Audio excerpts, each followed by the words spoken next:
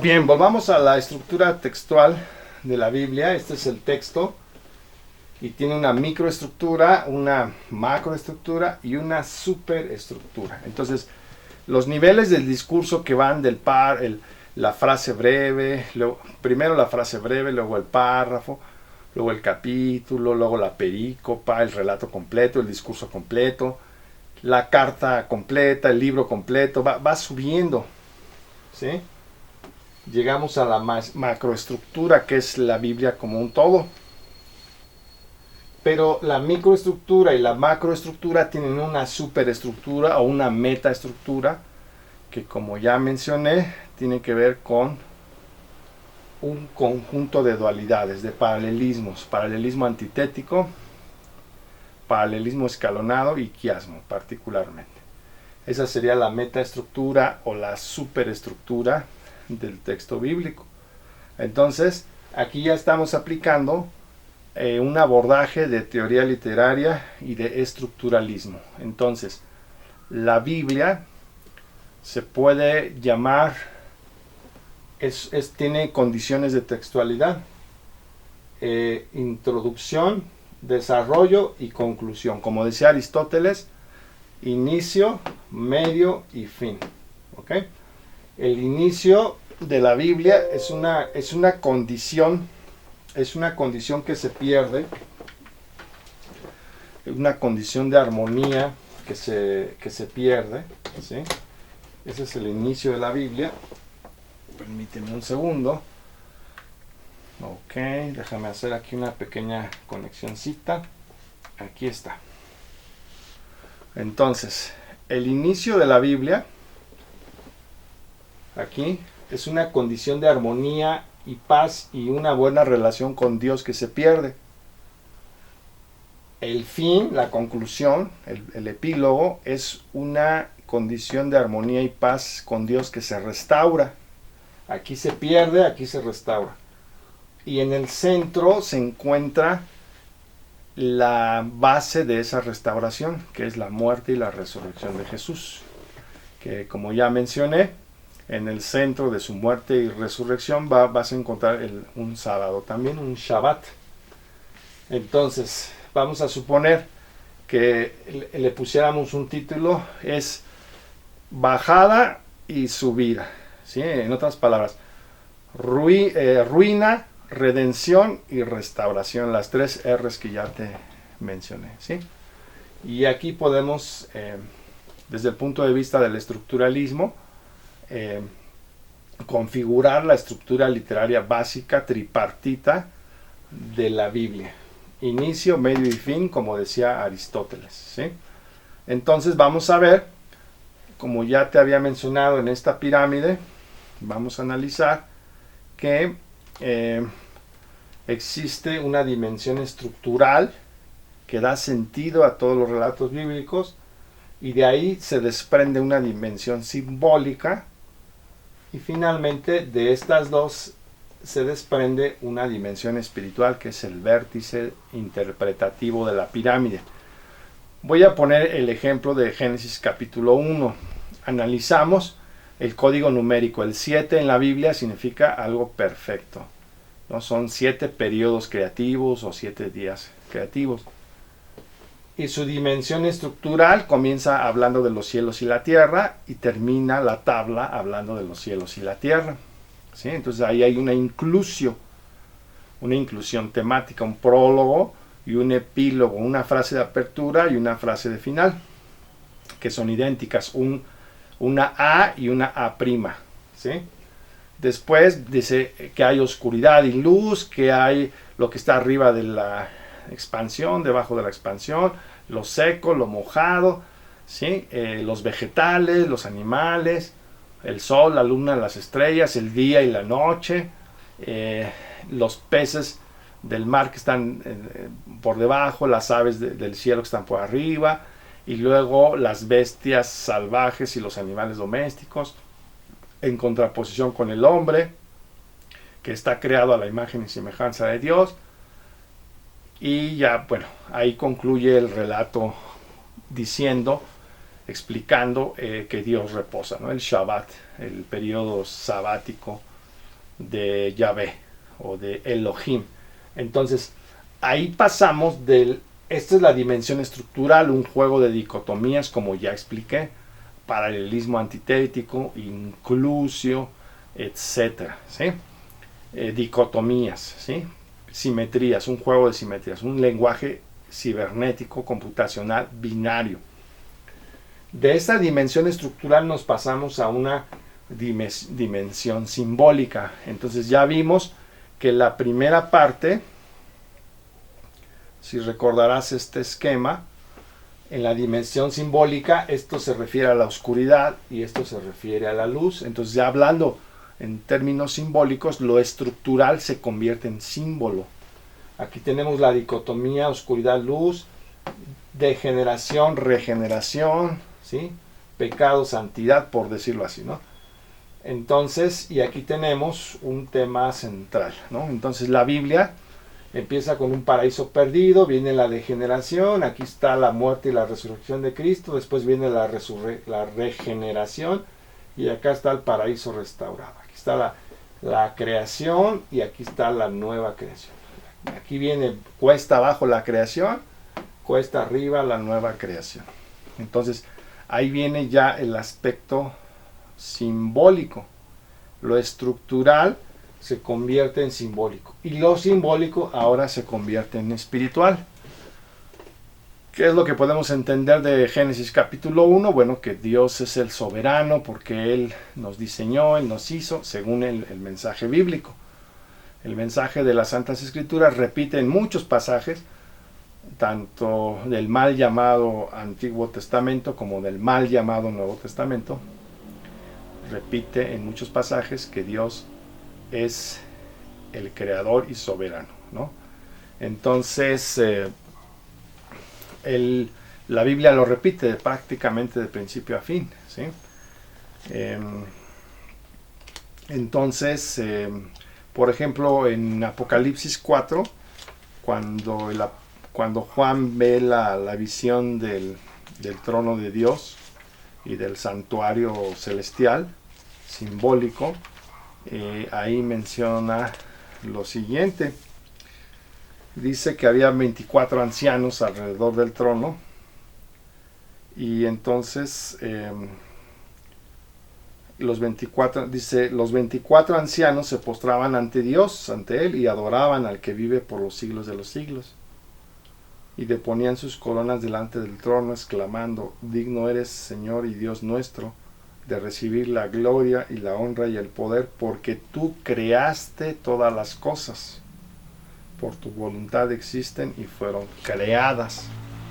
Entonces, bueno, la Biblia constantemente explica que Dios es el creador de todo, ¿sí? Y esto me hace acordar también del Salmo 100. Dice aquí: aclamen alegres al Señor, habitantes de toda la tierra, adoren al Señor con regocijo, preséntense ante Él con cantos de júbilo, reconozcan que el Señor es Dios, Él nos hizo y somos suyos, somos su pueblo, ovejas de su prado, ¿sí? Entonces hay innumerables pasajes que indican que Dios es el creador. Entonces, si Él es el creador, Él es el soberano, Él es el que dicta las normas, las leyes, los estatutos, los reglamentos, ¿sí? Entonces aquí ya tenemos una dimensión de derecho jurídica, una dimensión política, porque estamos hablando de la soberanía y el reino de Dios como creador, y ahí entramos en una dimensión moral, ética y espiritual, porque entonces como fuimos creados a imagen y semejanza de Dios, es preciso que reflejemos esa imagen y semejanza prácticamente en nuestra vida, ¿no?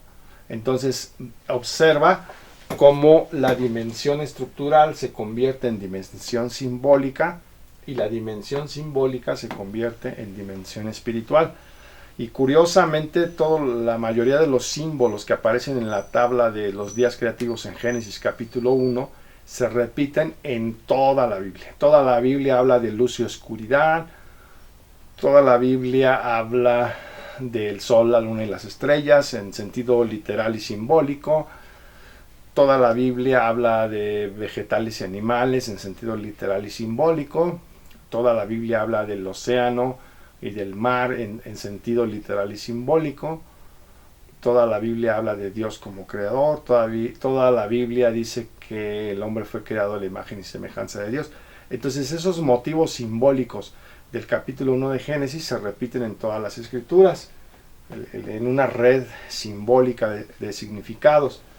Y todo esto nos conforma una dimensión espiritual, ¿sí? Por eso el texto bíblico es semejante a una máquina, como decía Isaac Newton, donde todos los engranes hay engranes mayores, hay engranes menores. Por ejemplo, hablando desde el punto de vista político, este sería la soberanía de Dios, pero este otro sería el reino de Dios. El reino de la soberanía de Dios se desprende un reino, y de ese reino se desprendería, vamos a decir, este otro, que sería el reinado del Mesías, ¿sí? Entonces va de lo mayor a lo menor. Y del reinado del Mesías se desprenden otros engranes. Entonces así en sentido temático, la Biblia tiene esta configuración como una máquina. Por eso decía Isaac Newton que la Biblia es como una maquinaria, donde todo está en su lugar, ¿sí? Bien, pues aquí te voy a citar alguna bibliografía que he consultado y que puedes consultar para estudiar la Biblia. La tierra de la Biblia, geografía histórica de la Biblia, de Aroni. William Foxwell Albright, la arqueología de Palestina. Antoniazzi Alberto y otros autores, el ABC de la Biblia, te da los rudimentos de cómo entender la Biblia. Archer G, enciclopedia de dificultades de la Biblia, por si quieres entender por qué a veces aparentemente se está contradiciendo, de posibles dificultades de la Biblia. Balderman, aquí habla precisamente de las figuras retóricas de la Biblia. Valid, la geografía de la Biblia. Bauer, el lexicón que te cité, del lexicógrafo alemán Walter Bauer. Gingrich, lexicón griego-inglés del Nuevo Testamento y otra literatura griega cristiana. Aquí tenemos otra bibliografía, Introducción a la Biblia, una guía católica para el estudio de las Escrituras. Hay que aprender de cualquier religión, pero no hay que atarse a los dogmas de cada religión. F. Brown, The Brown, Driver and Briggs Hebrew and English Lexicon, el lexicón hebreo-inglés de Brown, Driver y Briggs, que es un clásico. Es como un diccionario de las palabras hebreas de la Biblia hebrea. Gerald Bray, Interpretación de la Biblia. Childs, Introducción al Antiguo Testamento como Escritura. Este otro autor, Causación Circular, Modelo de Causa Circular en el Corán, tiene estructuras circulares también el Corán, así como la Biblia. Lemke Corley, Hermenéutica Bíblica, Introducción breve a la interpretación y comprensión de las Escrituras. Douglas y Gordon Fee, Cómo leer la Biblia libro por libro, editorial Mundo Hispano, lo encuentras en español. Pedro Hill, Introducción a la Biblia. Harrison, Introducción al Nuevo Testamento. Nick Hawkes, Evidencia de Dios, un caso científico de Dios. Cyrus Scofield, Traza bien la palabra de verdad, editorial Portavoz en español. Hendricks y Hendricks, Vive el libro, el arte y la ciencia de leer la Biblia. La Biblia para la vida, introducción de Martín Irure. Kittel, el diccionario teológico del Nuevo Testamento, que también ya es una obra clásica. Gerhard Kittel y otros autores o editores. Lance, el Antiguo Testamento y el arqueólogo. El gran Liddell y Scott, el gran lexicón griego-inglés de Liddell y Scott, de 1996. Es una obra muy voluminosa. Tremper Logman, Introducción al Antiguo Testamento. Fernando Lugo Serrano, Introducción a la Biblia. Oscar Luque Farr, Guía Católica para la Biblia. Daniel Marguerat, Cómo leer los relatos bíblicos. Iniciación al análisis narrativo. Este libro es muy bueno, te lo recomiendo. Bueno, Dios, ¿dónde estás? Una introducción práctica a la Biblia, de Carlos Mesters. Bruce M. Metzger y Coogan, The Oxford Companion of the Bible. Es así como manual de Oxford para leer la Biblia. Watchman Nee, Cómo estudiar la Biblia. Y todas estas de la Enciclopedia Oxford de la Biblia, ¿sí?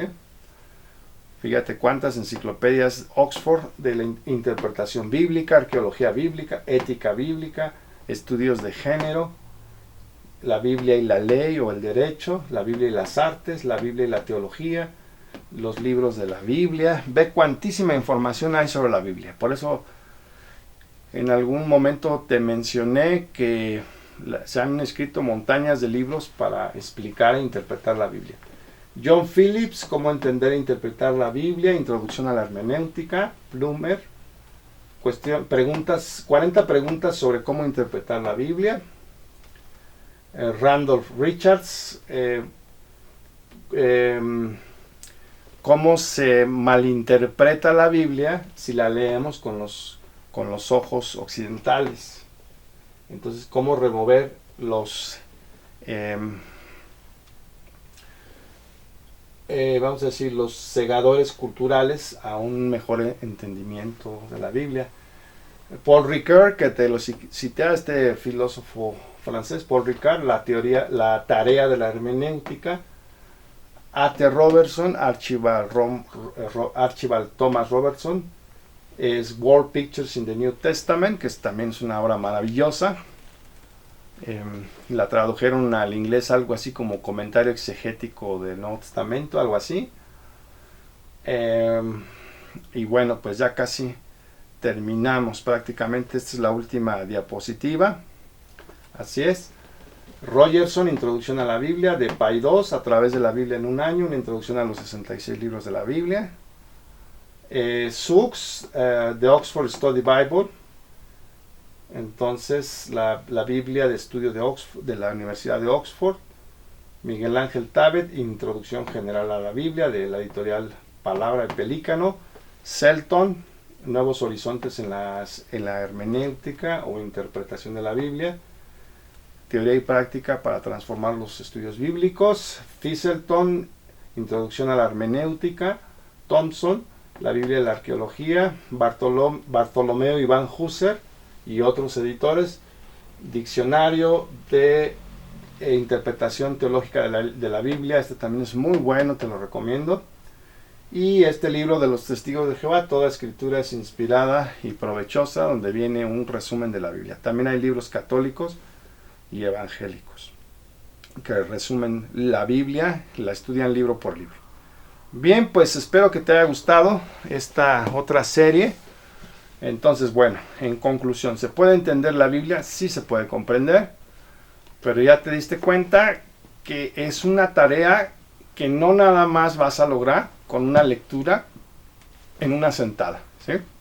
Entonces, por eso comenté que la Biblia es el libro más racional de la historia y que se requiere de mucho esfuerzo cognitivo, de mucha investigación, de mucho amor al texto para poder estudiar mucha literatura y la Biblia misma para poderla entender. Pero no te desanimes, hasta un niño la puede entender si la estudiamos de la manera adecuada. Como ya expliqué, la Biblia se asemeja a una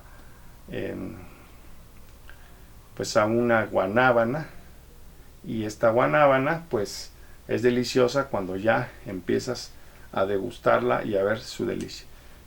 Espero que te haya gustado esta serie y la próxima ocasión voy a grabar más vídeos sobre otros temas de cómo decodificar la Matrix de la Biblia. No te los pierdas.